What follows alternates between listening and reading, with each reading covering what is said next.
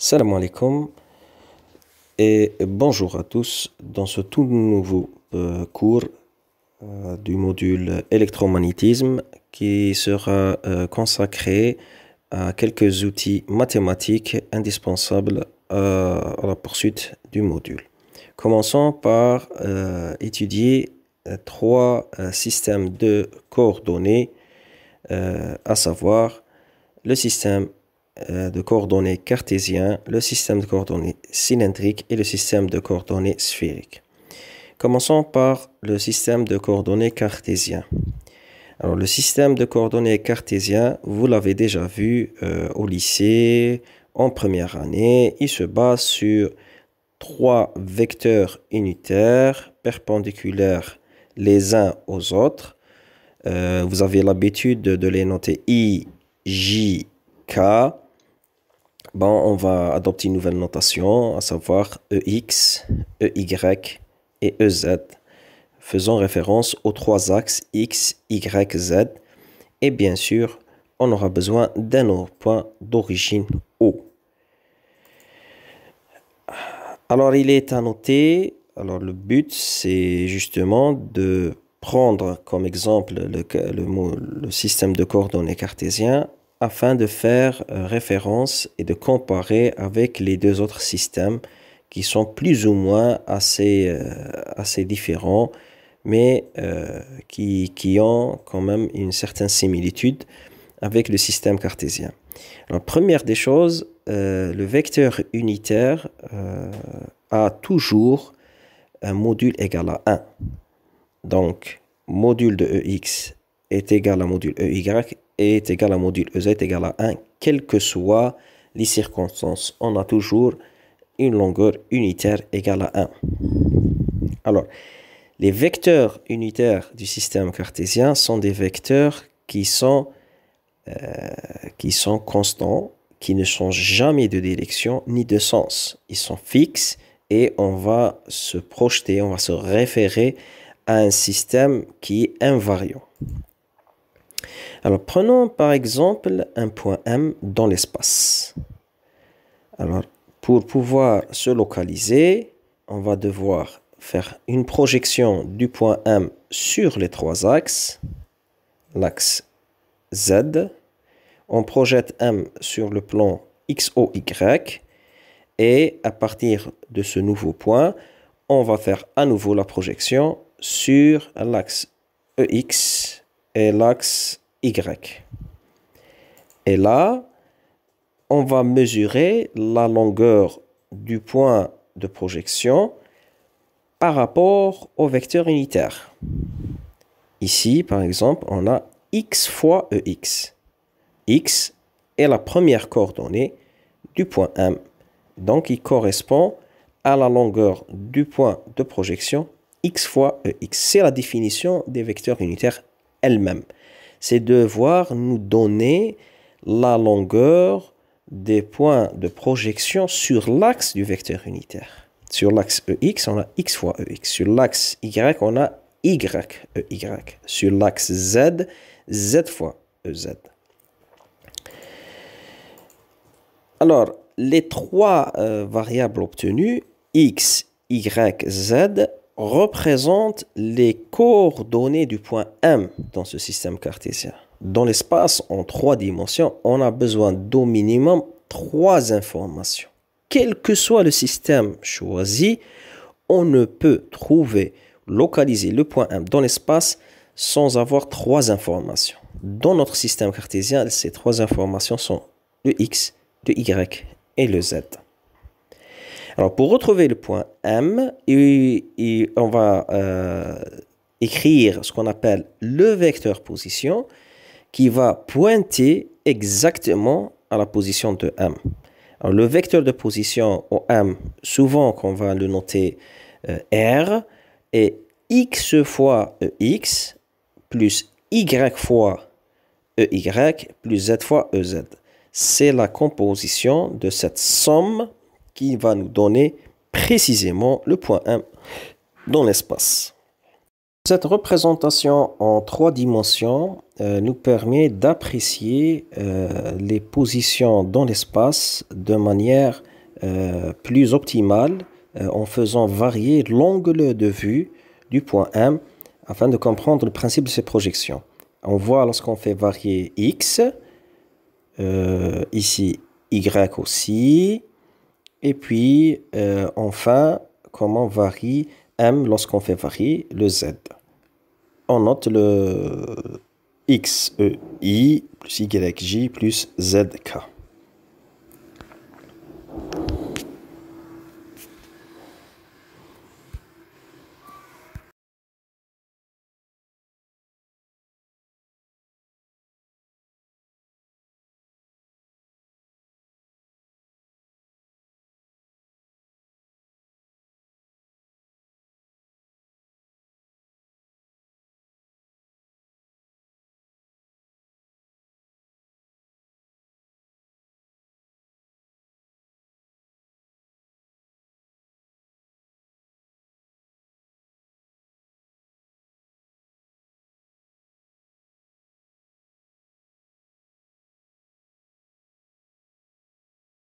Position, c'est un élément de déplacement, c'est-à-dire c'est un petit déplacement. En pratique, on va découper la trajectoire de ce déplacement en des petits fragments. Chaque fragment a une longueur suffisamment petite par rapport à la trajectoire globale, c'est-à-dire la variation de ce petit trajet est très négligée par rapport à la variation de la trajectoire en sa globalité. Donc, la dérivation du vecteur position va nous donner l'élément de déplacement. C'est la variation du déplacement. Et là, on va dériver l'expression qu'on avait trouvée, x fois ex, plus y fois ey, plus z fois ez. Et on va appliquer les règles de dérivation. On a 3 sommes. Et chaque somme, donc la dérivée des sommes, c'est la somme des dérivées, d'une part. Et d'autre part, chaque somme est le produit de 2 fonctions, la fonction x et la fonction ex. Donc, c'est la dérivée de la première fonction fois la deuxième, plus la dérivée de la deuxième fonction fois la première. Dx ex plus x dérivée de ex, plus la même chose pour la variable y, et la même chose par rapport à la variable ez. Alors ici, et dans ce cas particulier, les vecteurs unitaires du système cartésien sont constants. De ce fait, la dérivation du vecteur unitaire ex est nulle. Quand on dit qu'un vecteur est constant, il faut noter qu'il ne faut pas négliger le côté de la direction, c'est-à-dire on peut avoir un vecteur qui est constant en unité, en module, mais qui varie dans la direction. Dans notre cas, il ne varie ni en direction, ni en sens, ni même en module, et ça c'est par définition. Et dans ce cas-là, la dérivation des vecteurs unitaires est nulle, et d'où l'élément de déplacement dr est donné par dx ex plus dy ey plus dz ez. Deuxième point essentiel, c'est que notre point peut décrire une trajectoire, faire un balayage d'une trajectoire, comme il peut décrire un balayage sur une surface élémentaire, une surface. Et cette surface, on peut la découper en de petites surfaces, on dira surface élémentaire, et dans la somme et la surface totale. Alors, il faut noter quelque chose d'assez particulier, c'est que les surfaces en physique ou même en mathématiques sont définies comme des grandeurs vectorielles. Donc, au-delà de la quantité de la surface qui existe, donc de la valeur de la surface, il y a une direction. Comment est-ce qu'elle est définie? Eh bien, elle est définie par un vecteur unitaire qui est tout le temps perpendiculaire à la tangente à la surface. On voit ici une surface et la perpendiculaire à la surface définit la direction du vecteur. Définit la direction. Maintenant, le sens de ce vecteur, eh bien, par convention, et c'est uniquement par convention, il n'y a aucune règle, il n'y a pas une raison particulière, c'est juste que les gens se sont mis d'accord à ce que le vecteur unitaire ds soit dirigé de l'intérieur vers l'extérieur. De l'intérieur vers l'extérieur. Donc, il est très important d'avoir une conception de notre surface afin de délimiter où est le côté intérieur du côté extérieur afin d'orienter notre vecteur de surface ds. Donc, prenons par exemple une surface assez basique, un exemple d'une surface qui appartient au plan OXOZ. Une surface rectangulaire. Si on prend un élément de surface ds, la perpendiculaire à cet élément de surface est portée par l'axe OY. On voit ici, il est parallèle à l'axe Y. Alors ici particulièrement, c'est une conception arbitraire parce qu'on n'a pas une surface qui a un contour bien défini. Donc, on n'a pas de côté intérieur et de côté extérieur. Donc, on peut choisir de manière arbitraire un côté qu'on a choisi ici comme étant le côté positif. Mais dans une surface où on peut séparer le côté intérieur du côté extérieur, on est obligé de s'orienter suivant le côté de l'intérieur vers le côté extérieur. La valeur elle-même de l'élément de surface représente le produit de ses côtés. Et le côté bas, ici par exemple, il est parallèle à OX. Donc, il représente un déplacement élémentaire sur l'axe EX. Donc, c'est DX. Pardon. Et un côté parallèle à l'axe Z, c'est le côté EZ. Donc, D de Z. Et le produit DZ par DX va nous donner le DS, qui doit être multiplié par le vecteur unitaire EY pour symboliser la direction vers l'axe OY. De même, un ensemble de surfaces peut créer un volume élémentaire et donc notre point peut occuper un espace infiniment petit qu'on appelle élément de volume. Alors, l'élément de volume par opposition à la surface est une grandeur scalaire. La grandeur scalaire donc n'a pas besoin d'une direction ni d'un vecteur unitaire. Alors, la valeur de l'élément de volume étant le produit de ses côtés. Ici, nous avons un côté suivant EX, un côté suivant EY et un côté suivant EZ. Et donc, l'élément de déplacement DX fois DY fois DZ représente l'élément de volume DV. Cette représentation en 3 dimensions nous éclaire sur les projections élémentaires d'un élément de volume sur les plans OX, OY, Z en faisant varier l'angle de vue. On regarde ici que les éléments de surface, tout dépend ce qu'il y a. Nous avons vu l'exemple de la projection sur OX, OZ.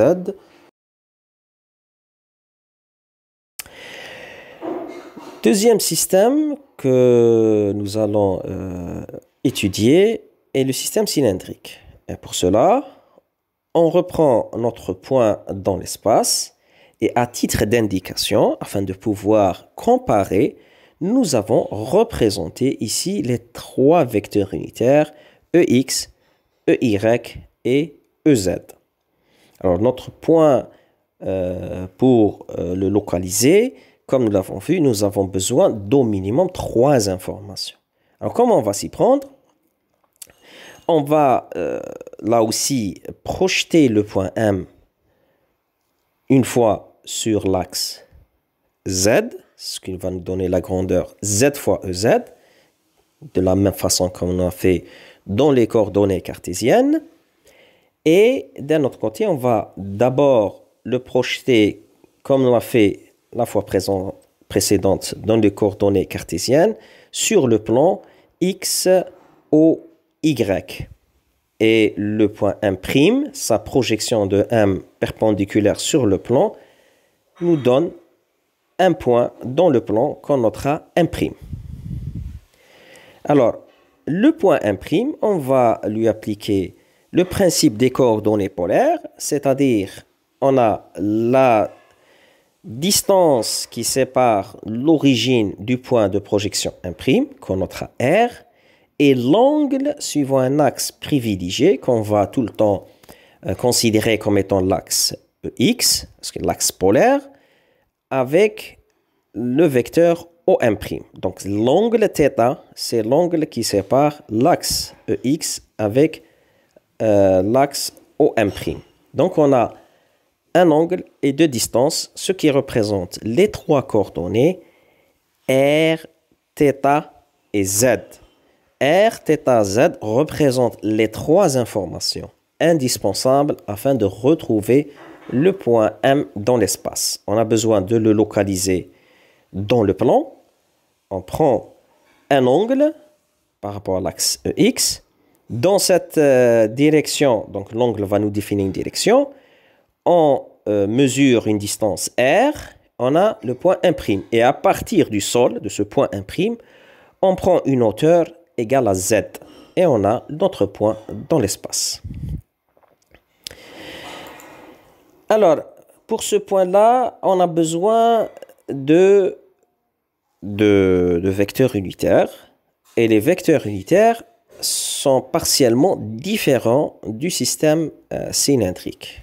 Alors, les vecteurs unitaires dans le système cylindrique sont définis comme étant le vecteur ER qui est le prolongement de l'axe OM'. Le prolongement de l'axe OM'. Le vecteur Eθ comme étant la perpendiculaire à ER dans le sens trigonométrique. Il faut noter que la perpendiculaire, on peut avoir deux perpendiculaires. Nous, on doit choisir le sens trigonométrique du perpendiculaire. Donc, on a ER, Eθ et le EZ reste invariant. Donc, nos trois vecteurs unitaires, ER, Eθ et EZ, ont été définis de sorte que, là aussi, les modules des vecteurs unitaires, notre base, sont tous égaux à 1 et invariants.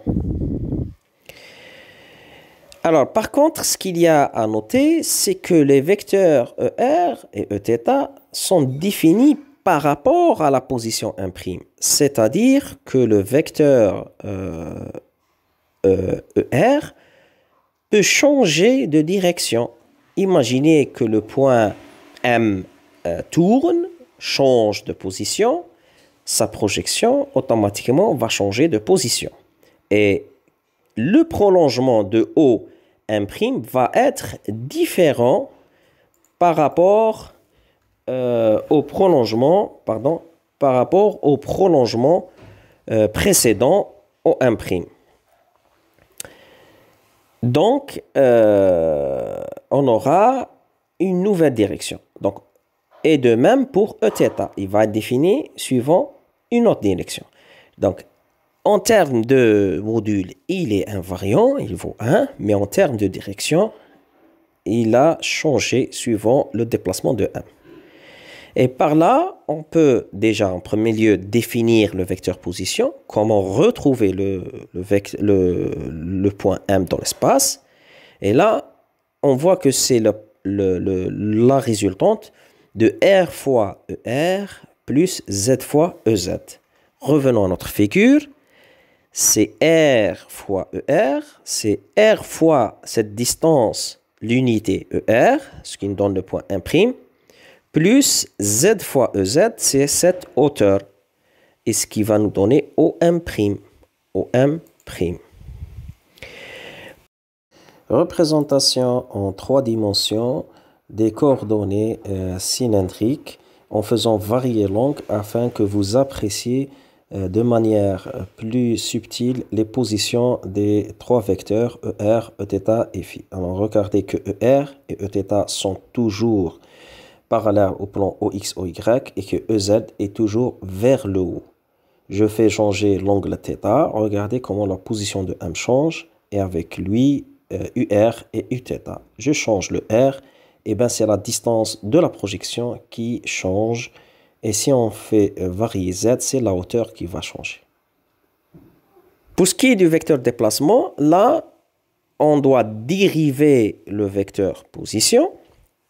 Et la dérivation, ici, elle est un peu particulière par rapport au cartésien, puisque lorsqu'on va dériver, la somme, donc la somme des fonctions, c'est la dérivée des sommes.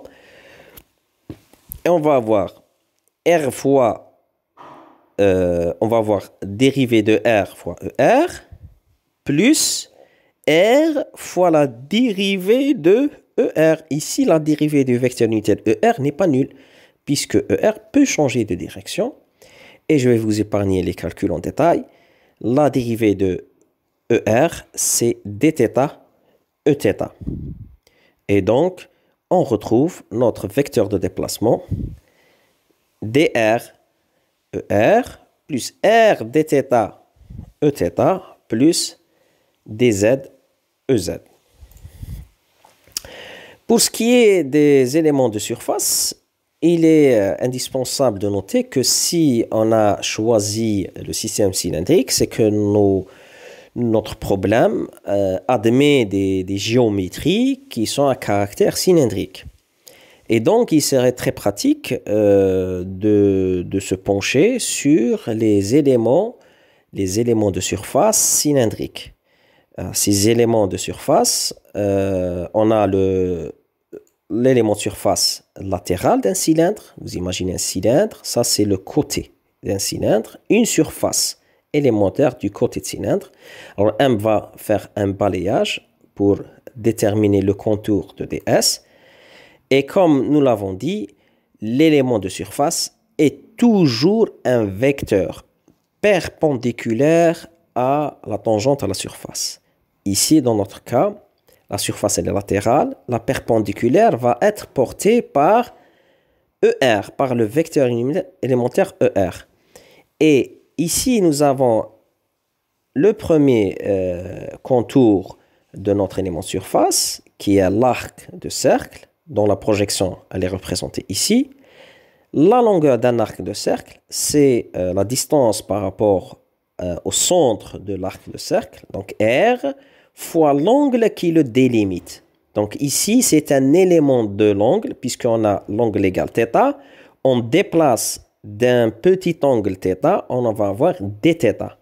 Et la longueur que va être balayée par notre vecteur, c'est R, c'est la distance par rapport au centre du cercle, fois l'angle élémentaire qui est dθ. Donc cet élément est égal à R dθ.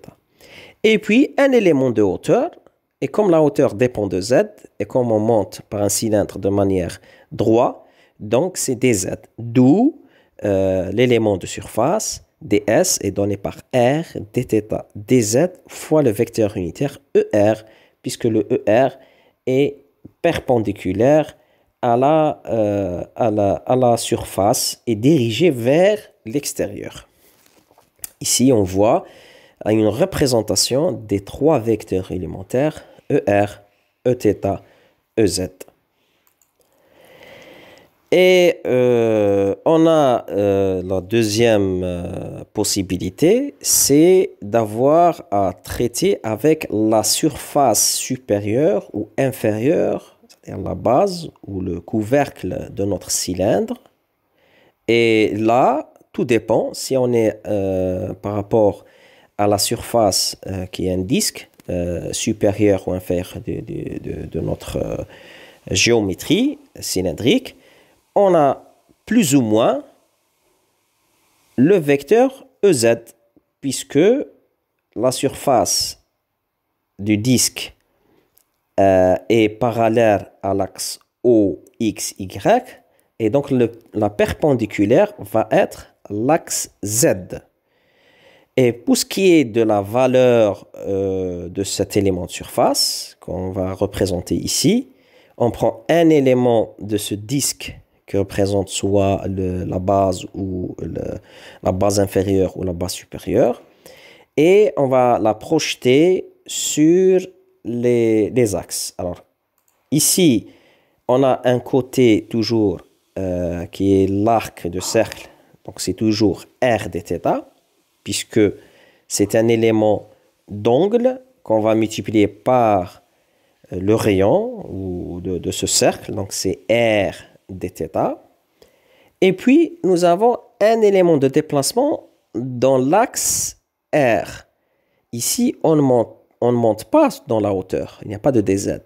On reste toujours dans la direction du rayon, mais on va rétrécir un peu dr. Et la quantité de changement dans le rayon pour avoir un petit déplacement dans R, c'est dr. Du coup, l'élément de surface va être défini dr fois r dθ. dr fois r dθ. Donc, on va les ordonner de façon r dr dθ. Rappelons enfin que le plus ou moins, tout dépend du type de surface, l'intérieur et l'extérieur. Si on parle de la surface de base supérieure, c'est-à-dire le couvercle de notre cylindre, dans ce cas-là, on va écrire plus EZ. Si on parle d'un cylindre avec une surface de sa base inférieure, alors on parlera de moins R dr dθ dz. Donc tout dépend de la configuration de l'exercice, comment est-ce qu'il est posé. Et enfin, rappelons, on va projeter les trois axes des vecteurs unitaires. ER qui est toujours dirigé dans ce sens, Eθ. Donc ER, Eθ sont parallèles à la surface et c'est EZ qui est perpendiculaire à la surface. C'est pour ça qu'on le projette, qu'on multiplie le ds par EZ. Et voilà le ds, comment est-ce qu'il est représenté. Le troisième élément, c'est l'élément de volume dans les coordonnées cylindriques. Alors, imaginez qu'on a une configuration cylindrique, c'est un élément de volume de notre cylindre. Et donc, pour avoir le dV, on doit multiplier les longueurs de ces côtés, ces trois côtés. Alors, on fait les projections nécessaires. Et comme on l'a vu, ici, le R dθ, c'est la longueur de l'arc. Ici. Ici, c'est la longueur dr, c'est un élément de déplacement suivant R, puisque cette distance, c'est la même que celle-là. C'est dr. Et puis la hauteur dz, ce qui va nous donner dv est égal à R dr dθ dz.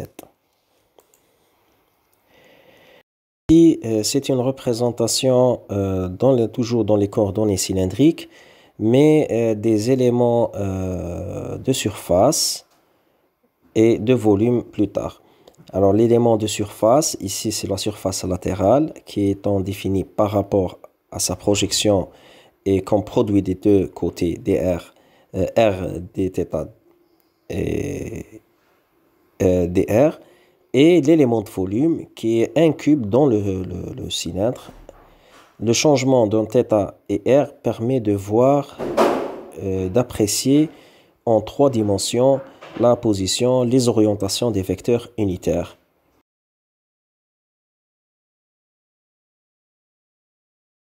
Passons maintenant au troisième système de coordonnées, c'est les coordonnées sphériques.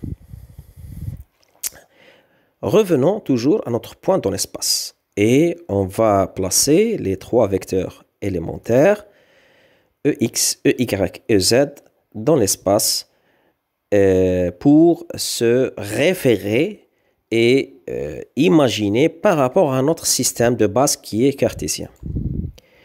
Alors, le principe de localisation, on a dit qu'on a besoin de 3 informations.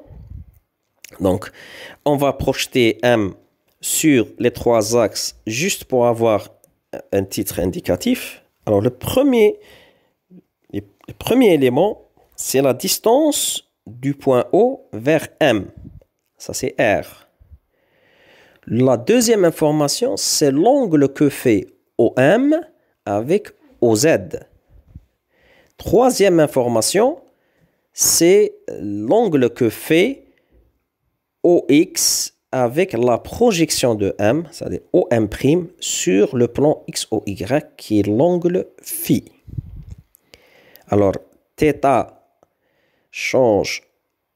prend les valeurs de 0 à pi. Donc, on a un demi-cercle.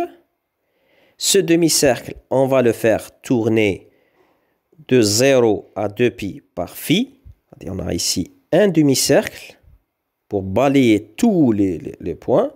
Et puis, ce demi-cercle, on va le faire tourner sur l'axe OZ, suivant l'angle phi, de 0 à 2pi. On aura balayé toutes les distances, toutes les directions possibles dans l'espace. Il ne restera plus qu'à balayer le rayon de 0 à l'infini. De 0 à l'infini. Alors, parlons un peu des vecteurs unitaires. Alors, ici, les vecteurs unitaires, bien que notés de manière similaire aux coordonnées cylindriques, mais ils ont une définition tout autre. Alors, le vecteur ER est défini comme étant le prolongement du vecteur OM. On prend le vecteur OM, on fait son prolongement. Dans le prolongement de OM, on définit un vecteur de longueur 1 qui est ER. Eθ, c'est la perpendiculaire de ER suivant le plan OMZ. On prend cette feuille, donc qui est OMZ. Dans cette feuille, on fait la projection, on fait la perpendiculaire de ER dans le sens trigonométrique. Bon, c'est vrai qu'ici, c'est un peu difficile d'imaginer, mais dans le sens de rotation ou de sens positif de θ. Donc, Eθ va être dirigé vers le bas, tout le temps vers le bas. Et puis, dans la perpendiculaire, donc en faisant la règle de la main droite, la perpendiculaire ici, c'est un vecteur qui est toujours parallèle au plan OXY et qui est dirigé dans le sens de rotation, le sens positif qu'on a défini par rapport à phi. Phi étant l'angle qui va séparer la feuille OZM. OZM. Par rapport au plan OZX. Imaginez ici, nous avons une feuille OXZ et une autre feuille comme un livre qui s'ouvre OMZ. Phi est l'angle d'ouverture de notre livre. Et dans le sens de l'ouverture, on définit le vecteur unitaire Eφ. Alors, il faut noter aussi que pour des effets de représentation en perspective, on a l'impression qu'il n'y a pas un angle droit, 90 degrés, mais en fait, il y a un angle de 90 degrés entre les trois vecteurs, quel que soit là où on se positionne. Mais aussi, il faut noter que les trois vecteurs ont une longueur égale à 1, un module égal à 1, quelle que soit la position où on se trouve. Par contre, les trois vecteurs changent de direction puisque les trois vecteurs dépendent de la position de M. Si M se déplace, il est évident que ER va se déplacer, il va changer de direction avec M. De ce fait, les trois vecteurs ont des directions qui changent.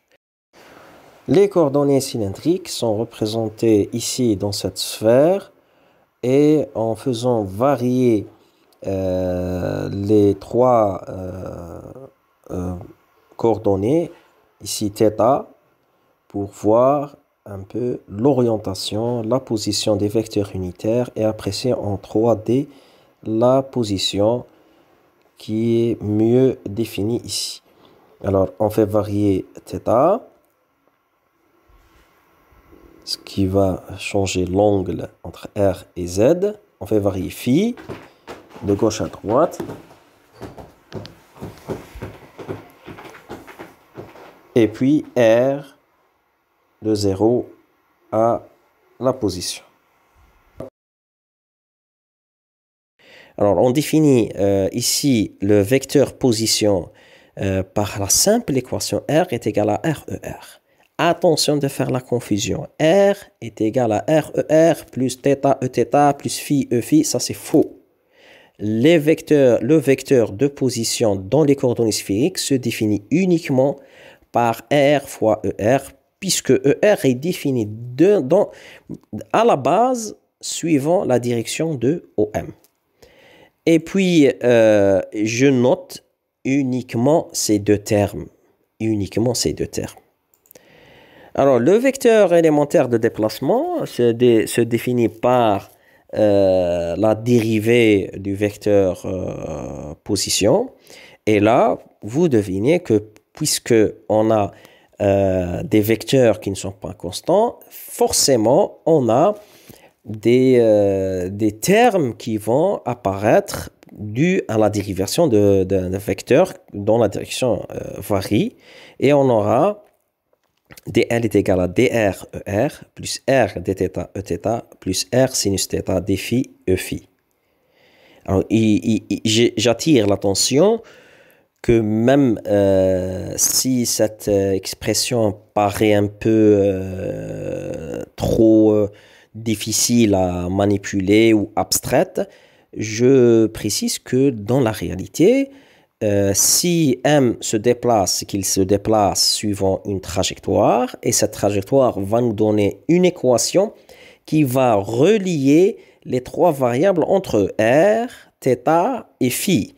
Et donc, à travers ces relations, on peut exprimer, par exemple, θ en fonction de R, phi en fonction de R, et on aura une expression uniquement suivant R, et on pourra intégrer suivant une seule variable, à titre d'exemple. Alors, passons à l'élément de surface. Les éléments de surface dans les coordonnées sphériques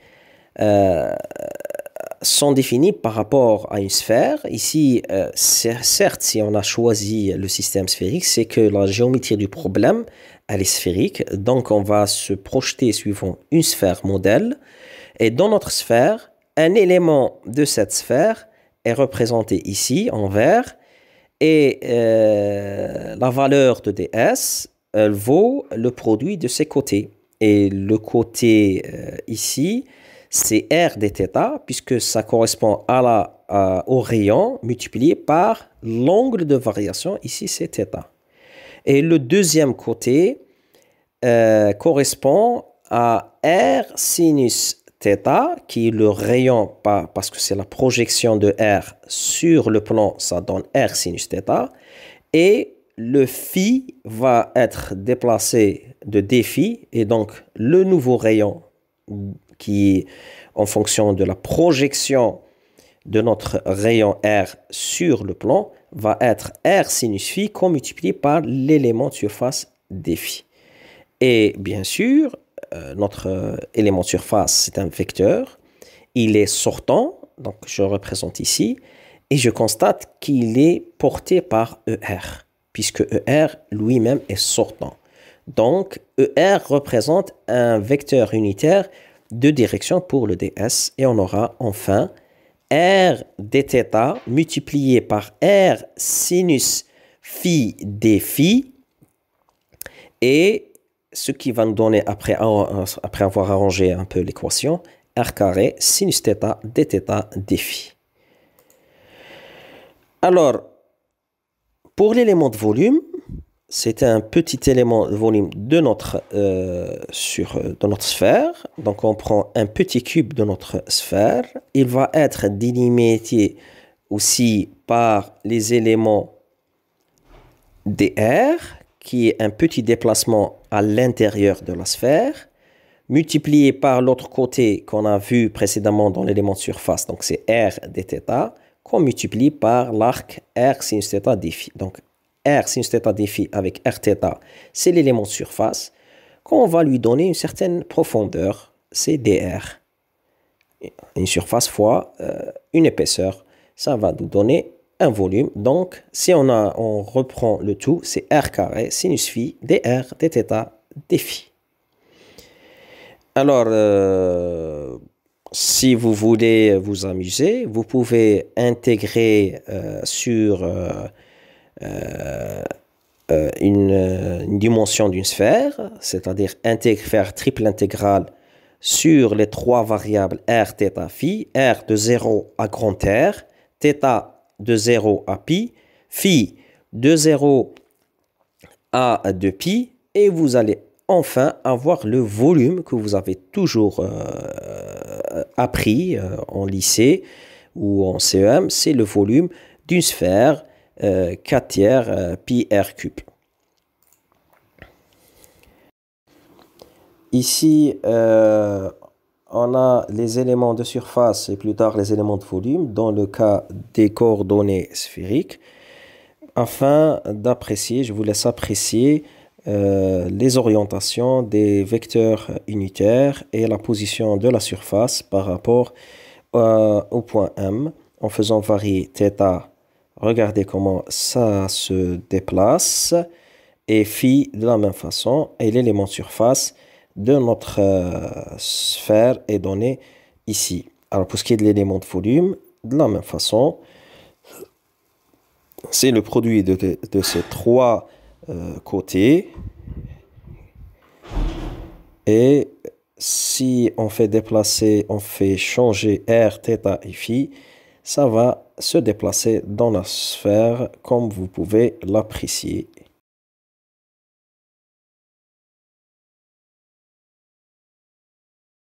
Alors, il est parfois indispensable de vouloir changer de système de base. Par exemple, vous avez des données dans un système de base, je prends par exemple le cartésien, mais vous vous êtes rendu compte qu'il serait plus pratique de l'aborder dans le système de base cylindrique. Alors, est-ce qu'il est possible de changer un vecteur qui est exprimé dans un système de base donné vers un autre? Oui, c'est tout à fait possible.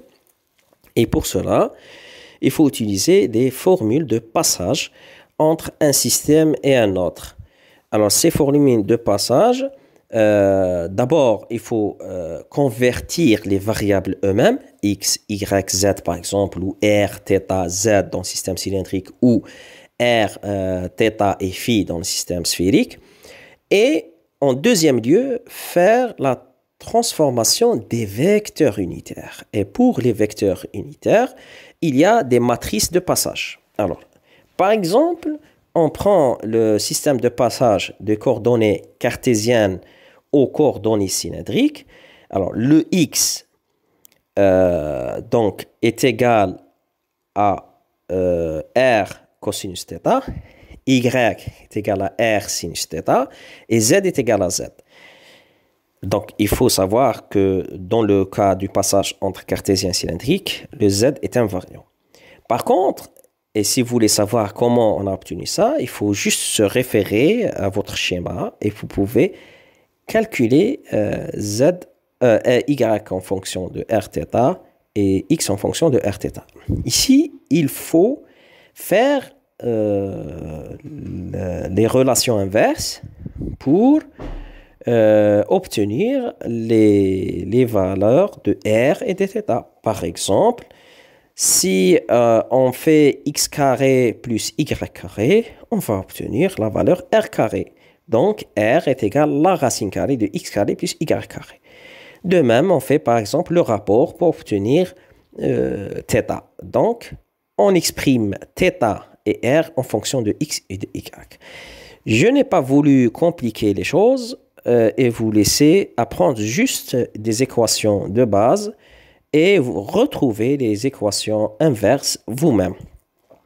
Pour ce qui est des vecteurs unitaires, la matrice de passage est donnée ici et on doit faire le produit de cette matrice avec les vecteurs unitaires pour trouver ce que vaut EX en fonction des vecteurs ER, Eθ, EZ.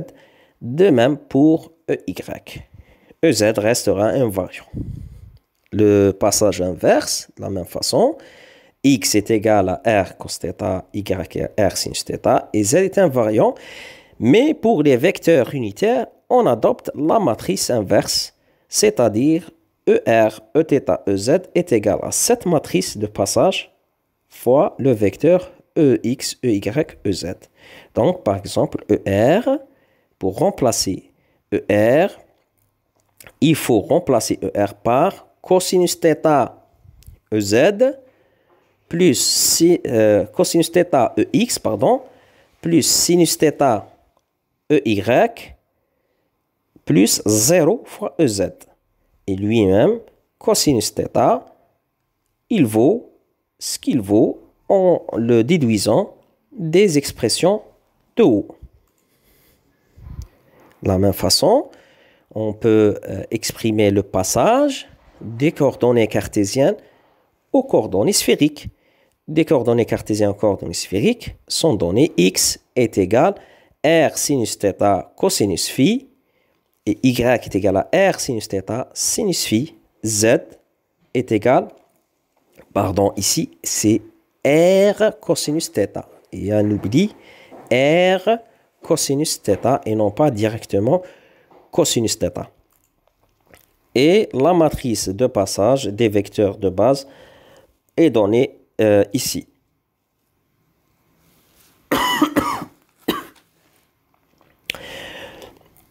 Pardon. Donc, ce qui va nous permettre d'exprimer EX en fonction de ER, Eθ, Eφ, EY en fonction de sinus phi et de cosinus phi, cosinus θ, et des vecteurs unitaires pour pouvoir remplacer dans notre vecteur.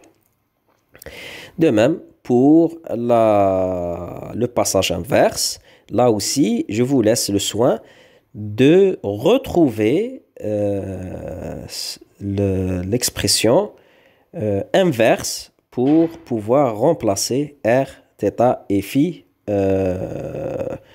dans les expressions de x, y et z. Donc, je vous remercie pour ce premier cours.